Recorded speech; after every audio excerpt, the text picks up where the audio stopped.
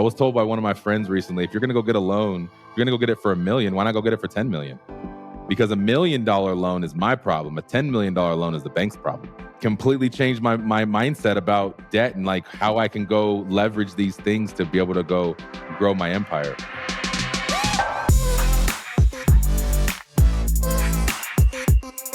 Welcome back to the Color Money Podcast. I am joined today by my sidekicks, Miss Julia Lachey and Uncle Emric Peace. Welcome, you guys. We're going to touch today on something that I think is one of the most important pieces to starting that wealth building journey, and it's really built around credit.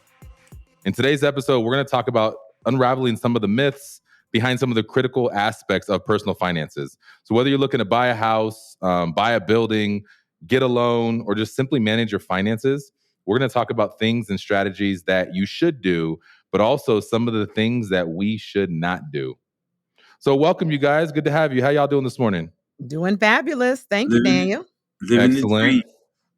Now, I want to start this by telling everybody who's listening. It's the public service announcement. Your Credit Karma score is not your FICO score. I'm going to repeat that. Wait, what? I'm going to repeat that. Your Credit Karma score is not your FICO score. We get so many people when we're in buyer consults or when we're even taking loan applications that people think that their Credit Karma score, whether that score is low or high for that matter, that's what they're going to be using to qualify for a mortgage. And we've seen it both ways. We've seen people with their Credit Karma score in the 5s and their FICO score in the high 6s. So I just wanted to start there because we have some really cool tools out there to help people manage their credit scores, but not all scores are the same. Okay, first of all, just full transparency, I didn't know that. I thought that Credit Karma score was the score, man. I really did. And because you can click on the 3 different little things to the 3 different credit unions and it gives you your, I didn't know. I didn't know. There's different models. So you have like a consumer score and then you have a mortgage score and you have like an auto loan score. So there's different, it's still using some of the same criteria, but Their models are a little bit different on how they actually score it to be able to qualify you for one of these different loans. Well, the reason we're even having this conversation today is because, as we know, we promote homeownership as a way to build wealth. And one of the biggest barriers for Black people of color in general, is often that credit score rating.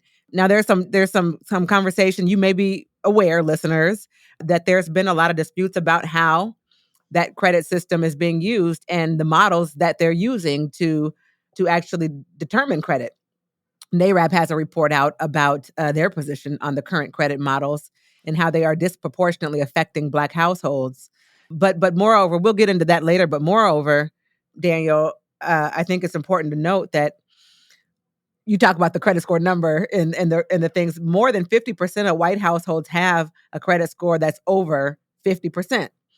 I'm sorry, 50% over 700. So 50% of white households have a credit score over 700, compared to only 20% of Black households that have a credit score over 700. So do you have any idea what contributes to the gap in credit scores? We just talked about the homeownership gap on our previous episode, but what contributes to the gap in credit scores? That's a really good question. I think it has something to do with credit limits on credit cards. So being responsible about debt. Now, there's a lot of families, I don't know, I'm not going to say just white families, but there's a lot of families that we've learned in this journey of doing loans that it's a hack. You can go jump on your mom or dad's credit card with $100,000 credit limit and instantly inherit all of their credit history, all of the good payments on time. The credit lines can be older than the kids, and instantly they have 750 credit scores. And so when you use that as a launching pad to then go get debt, because debt is all about the ability to borrow and repay in a timely fashion. That's called the authorized user. You add them to the card as an authorized user. The authorized user credit scoring and credit rating carries the same weight as the actual card holder. So what you do is they go on as an authorized user, and they automatically get credit for it. Yeah, I did that for my son, and he was trying to tell me, he was all in my face telling me about how he's responsible because his credit is good. Yeah. No, boy, my credit is good, right? You are just a freeloader on my credit because you are on my credit card. Yeah. Right. And so these are like some of the hacks that are used, some of the ways that even some of my white friends' families coming up, the way they were having these conversations around credit cards or around debt. Oftentimes we get credit cards because we need more, we need more money.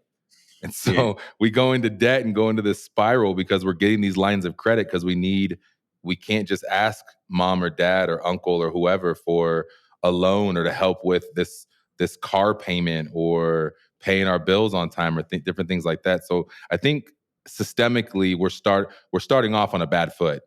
And then when we start off doing credit in a bad way, it just only gets worse over time. Well, the biggest thing though, I don't believe that we have enough conversation about credit.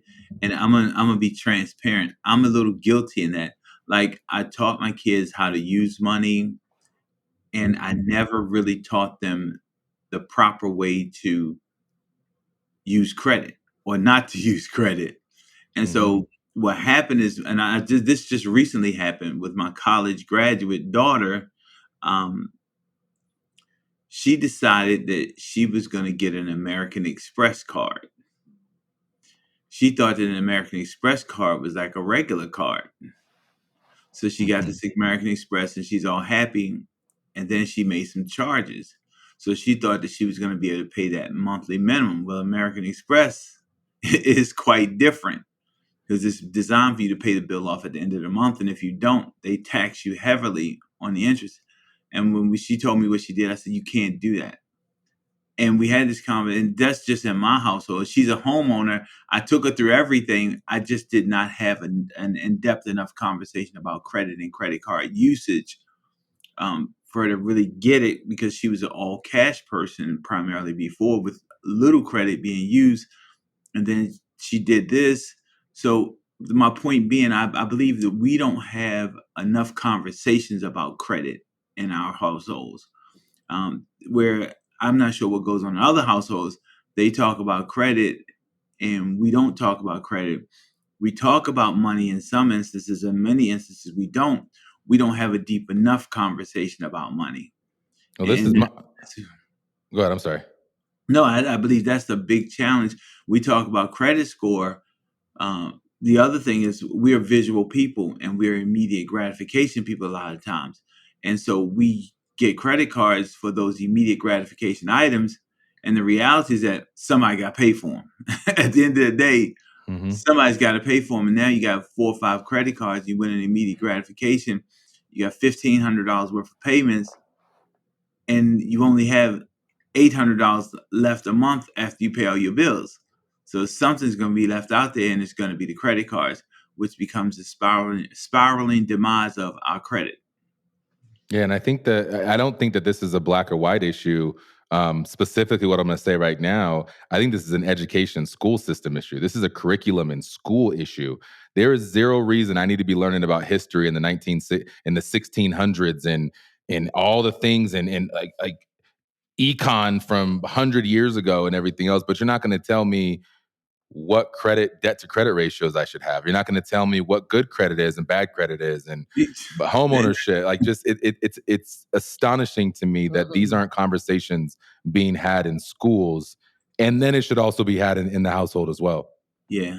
So what you're saying is, you're telling me about all the things in the 1600s, and you're not telling me about all the things that's happening today. Right. Now, full transparency, I've never been. History was my worst subject. I don't like history very much at all, to be honest. But nonetheless, it's still it's just we have to take electives, and I have to take Spanish, and I have to take French or whatever these other courses are. But I don't have to take a class on personal finance and credit. But it's a system that's designed to keep us in debt and keep American people down. And that's where I think it's a global thing and not just a race-based thing, which is it's super frustrating. Yeah. But what it exasperates is that you don't learn in school and you don't learn at home. And as you become an adult, you don't believe that you have to know it because nobody told you had to know it. So clearly it's not relevant in your life, which is not Well, true. and that's what leads to some misconceptions. So I don't know if either of you can answer this question, but a lot of people have misconceptions about credit scores. They really don't understand how the credit score works, how they're made. do you know any of those? I know, Daniel, you deal with loans and you have a mortgage company. So what are some common misconceptions that people have, and how can we, as the people who are having conversations with people, clarify them? So the first thing is keeping your balances at zero. That doesn't help you at all because it's not showing the creditors that you're borrowing money and repaying it back on time. So that's the first thing. A lot of people are like, I pay my credit card off every month. Well, yes, but by doing that, you're also not showing the credit companies that you can borrow effectively. The second thing is not getting any credit at all. We see some people that don't have any credit and want to go get a home loan, and it's still good. We're still going to be fighting an uphill battle on other ways to try to qualify you. Right. This is a simple. I'm sorry. Go ahead. Go ahead. Go ahead. I was just going to tell you something about, and that's called credit utilization. Yeah, that's right where I was going. Take a look at credit utilization, and that's the part that we miss. But go ahead, Daniel. Yeah, that's exactly what I was going to go to. Is if you go over 30% of, like, if you have a balance of $300 and that card available credit is, or total credit line is $1,000, that credit card is building your score every single month. If you borrow 400 in the same scenario and the line's 1,000, that has the potential to hurt you every month. If you're borrowing 900 and the line is 1,000, that is destroying your credit every month. So with that said, when we have a tax return that we get, or there's always a client every month that has a settlement that's coming. It's hilarious. It's hilarious. But the settlement comes, or whatever the thing is, attacking your credit cards and paying them below that 30% number, you'll see 50, 60, 80 point jumps in your score almost instantly just by doing that. That's good information. It's crazy. Do that before you pay collection accounts. It's crazy. Also, I think it's fair to mention that this whole credit system is an American thing. It is in other cultures, it's not a good thing to have debt, right? Like you mentioned, that the dilemma for people is that they think it's good that they don't have any debt. Well, yes, in every other society, in every other country, it is a good thing. Like, you don't owe anybody. It's even biblical. But here in the United States, in order to get anything with credit, you have to owe somebody. And you have to show that you've had a history of owing somebody. It's a really different, it's a really twisted culture if you think about it. It's not how other cultures do business. They don't say it's a good thing if you owe somebody. They pay people what they owe people right away. And that's not the American culture. And it makes it difficult, actually, for immigrants who come to America, and now they have to play in this credit system that they never heard of, that makes no sense culturally to them, that makes no sense biblically to them, that we're operating this way. Well, we see that all the time. Absolutely. Yeah, it's you being subservient to the system. The system is the system. In order for you to use the system, you have to play by the system's rules, and the system's rules say you got to have credit, which, like you said, it doesn't really make sense. I was deemed someone more fiscally financially if they did not have credit, which means that they don't overspend. Yeah. So I don't think I've ever told you guys, but I've always been an entrepreneur. My first business I ever started was called You First Credit Solutions, where I was helping people build their credit. So because my journey, like I got stuck bad really early, and my score was like in the 4s, and I couldn't do anything. I couldn't get an account with the electric company, let alone a credit card or a loan or any way to get a line of credit to get me out of the situation. So then I went down this rabbit hole of studying, how do I fix this and how do I not get back into the same spot? And then how do I go help others? How can I go dispute things on my credit report that may not be real or they're past 7 years old, and how can we get them off? Because the scoring model, once you understand it, then now you can start playing the game to benefit from it. Well, talk about that. Talk a little bit about the scoring model and how you understand it. And when you're done, I'll talk to you about this new scoring model that's out, that's been introduced, as an alternative option. But how does the scoring system work in general? In general, it's the thing that I've learned is the debt to credit ratio is the most important piece. Outside of like late payment, like you got to pay your bills on time, right? But when you think about credit utilization, like that is the most important piece that's built into an actual credit score. So, when we think about the credit cards that we may only have one $500 credit card and we're holding a $400 balance on it. and it's destroying us every single month. So small, but all they care about is the percentage, not necessarily the amount of debt that we have. I was told by one of my friends recently, if you're going to go get a loan, if you're going to go get it for $1 million, why not go get it for 10 million? Because $1 million loan is my problem. A $10 million loan is the bank's problem. Completely changed my mindset about debt and like how I can go leverage these things to be able to go grow my empire. Yeah. It's crazy. So the thing that they changed recently too with collection accounts, when you're looking at qualifying for a mortgage, a collection account under $2,000 doesn't even hurt your credit score anymore. So oftentimes we've got to understand we have the tool inside of our mortgage company. And again, I built a mortgage company with a real estate hat on. I had a lot of clients growing up early in my real estate career that had credit issues, and no one wants to do credit repair, or credit repair has a bad name. So we have this model inside of our company where we can get you on a path, and it's literally a simulation where we can use these little bars and understand if we pay this down to this number, you get this change in your score. It's really cool. Well, and that speaks to what Emmerich was saying on the previous episode. Emmerich said, when people are trying to figure out what to do to fix their credit, seek professional advice, because what you just said, Daniel, like some people not seeking professional advice would say, oh, let me pay this $150 hospital collection, and then let me pay this $120 collection. And what you just said is that doesn't even matter to your score. And so if you don't meet somebody like you, you start trying to fix all the wrong things if you've not been guided by an actual professional. And we know what we're doing. And when we're using these credit simulation tools, it makes no sense. Why, if you pay this credit card lower and leave the balance high on that one, you get a higher score than if you paid off both credit cards? It makes no sense. But because it's so complicated, that's the reason you got to get with professionals to understand here's the play, here's the game, here's the model that we need to do to go. We call it credit enhancement rather than credit repair, because oftentimes we're just getting a little bit of a lift. When we're talking about mortgages, if you go from 620 to a 660 credit score, you get better interest rates. Better interest rates will give you a lower payment, or it will increase your purchase power. If we go from 660 to over 720, now we're qualifying for all the best things with everything. And that may be a very small change in what you pay or when you pay it to be able to get that lift that you need. It's wild. So speaking of the credit scoring models, I'm going to read a paragraph from the Sheba report. If you're not familiar, the National Association of Real Estate Brokers, the Black Real Estate Association, provides a report every year called the Sheba Report, State of Housing in Black America. And in the report last year, they speak about the credit score model changes. So it says in October 2022, FHFA, of course, somebody calls me while I'm trying to read it on my phone. Let me go back. So it says in 2022, FHFA announced new guidelines for the credit score models accepted by Fannie Mae and Freddie Mac when scrutinizing mortgage loans. Lenders will be able to evaluate borrowers using a FICA 10T, which looks back over at least 24 months of a borrower's credit activity rather than considering just a snapshot of the day the credit report was requested.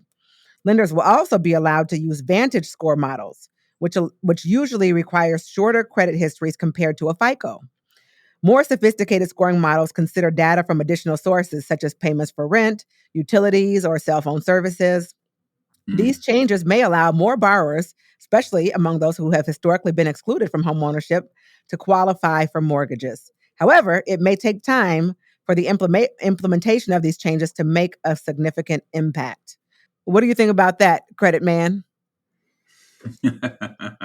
So I think are you talking to Emmerich? I'm talking to you. I think like I think it's good and bad. The fact that I can still be damaged by something I did 6 years ago is painful. But also if somebody's asking me for $500,000, I want to know who they are, who they've been, and what happens today. Looking over 24 months may not be enough to really avoid foreclosure. And I'm speaking specifically for mortgages because these are 30-year commitments. And oftentimes we don't look at it like that when we go apply for a loan or buy a house. But we're getting married for 30 years, and you got to be on your best behavior for 30 years in order for me to get my money back. It's a wild concept. So I think it will help in the interim, people with checkered past on being able to qualify for more, have higher scores. I think it will also level the playing field a little bit. I'm just curious on what that, if we had a way of simulating this and then running it 10 years from now, is that going to lead to more foreclosures, more bankruptcies, more credit debt, some of those additional things? Well, from the perspective of NAREB, it's gonna lead to more people being able to have access because the FICO models have not always been necessarily structured in a fair manner, right? So it's the credit. The whole thing is interesting, but not to get too deep into that. If I'm somebody who's like, okay, look, I got bad credit, whatever that number may be today, how does one pull themselves up from the depths of hell of credit hell to participate in this homeownership thing? Well, it comes back to, as I said earlier, seek professional help, and it's also going to be a change in lifestyle, or a change in habits of what people have, because most people, what I see, most people who have poor spending habits, just because you get them on a path for their credit, I've seen too many times where their credit gets fixed and then they go right back out and run the cards back up again. And so it's really, it's a change of habit. It's not just a change in credit score. It's a change in habit, which means that they've been properly educated on what they should not do in order to go back to the place that they were. And at the end of the day, seek professional help, competent professional help, and not the hookup, because we're famous for getting the hookup. Somebody told me if I give them $1,000, they can remove this charge off from my credit. Well, okay, yeah, let's talk about that. I hear that all the time.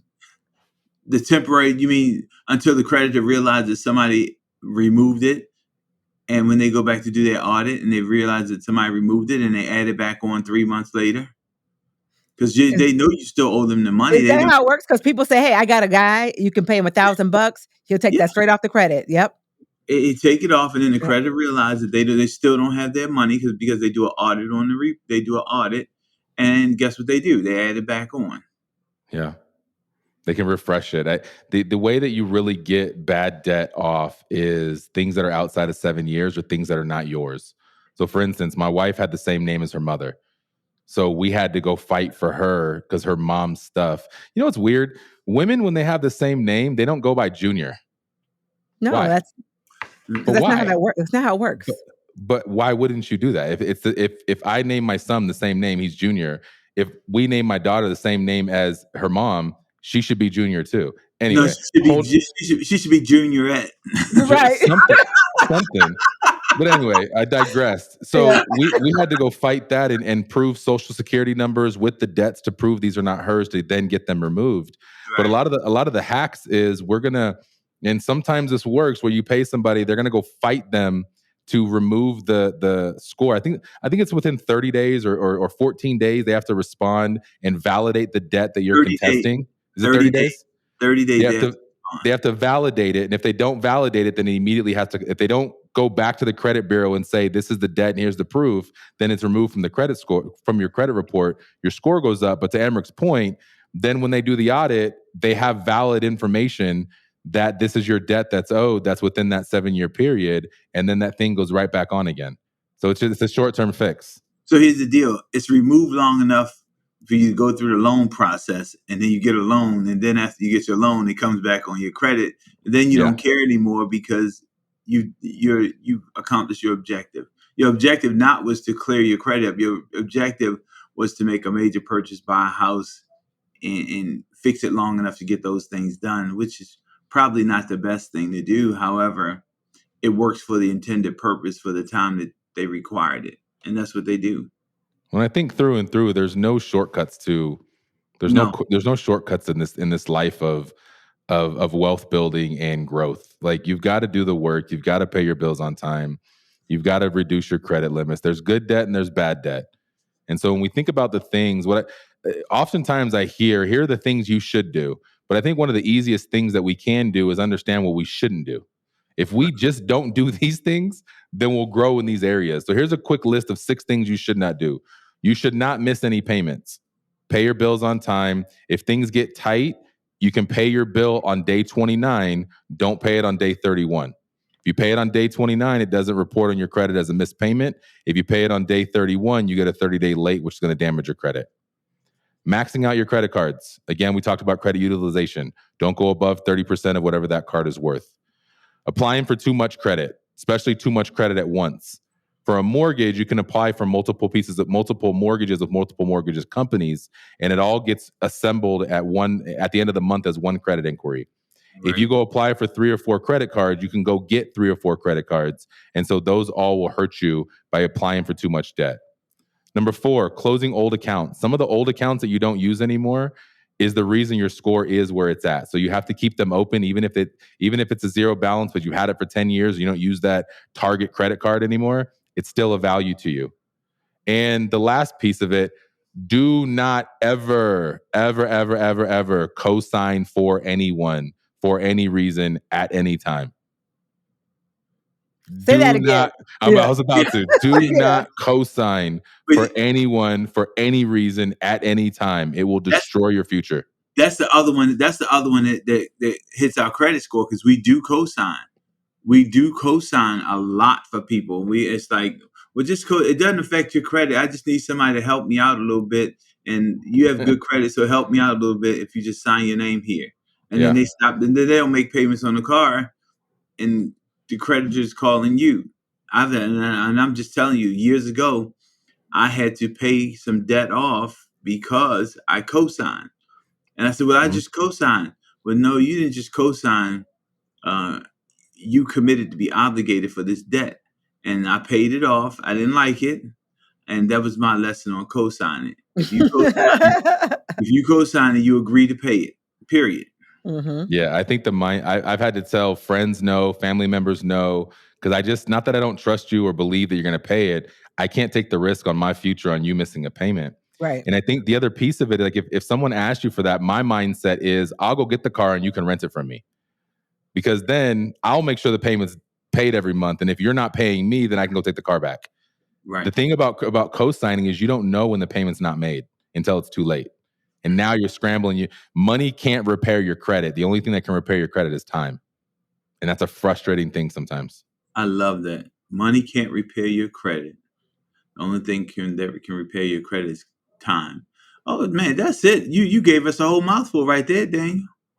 It's real. It's frustrating seeing people that struggle with a co-sign that they did 2 years ago and they didn't know about the 4 late payments. And we can't qualify them for a mortgage because of that. Well, it's not mine. I know, you just shouldn't have done it. So that's why I wanted to leave with that one, because it's arguably one of the most important pieces. Protect your credit as if it's your own. Don't give it out. Don't give it to people. Monitor it. Look at it. Make sure you're not having fraud or other people using your social security number that can hurt you or help you for that matter. Protect it as it like it's very important. So love it and protect it and keep it close to you. Cool. All right. Any last things or any last words that we should tell our listeners, or as I normally say, what's the one thing we should leave our listeners with about credit and about improving their credit or understanding their credit? Well, let me just say this. Everybody does not have bad credit. Okay. Credit is an extended lifeline, because I hear people say all the time, well, everybody got bad credit. Everybody's got some late payments. No, they don't. So just be conscious that, these are things that you do today that will dramatically impact your life in the future. Credit. Yeah. And I think for me, just pay attention, know where you're at, understand where you're trying to go. It's never too early to get prepared for a home purchase. It's never too early to understand where your credit's at and then monitor it and look at it consistently. All right. What about you, good. Julia? What's your one thing? My one thing is just know where you stand, right? Know where you stand and seek the proper, like you echoing what you said, seek the proper professional to help you get where you need to be if you're not currently where you need to be. But also we know that a lot of people might be and don't know, but that goes back to just finding out where you are. Absolutely. Well, thank you all for tuning in. Thank you guys today. I think this is going to be a really, really important episode, because this is where it starts for a lot of folks on their wealth building or their financial journey. So thank you guys today. Until next time, have a good day, friends. All right. Thank you. See y'all later. Follow the Color of Money podcast today and get notified when new episodes are released weekly. Be part of this transformative listening experience. This podcast is for general informational purposes only.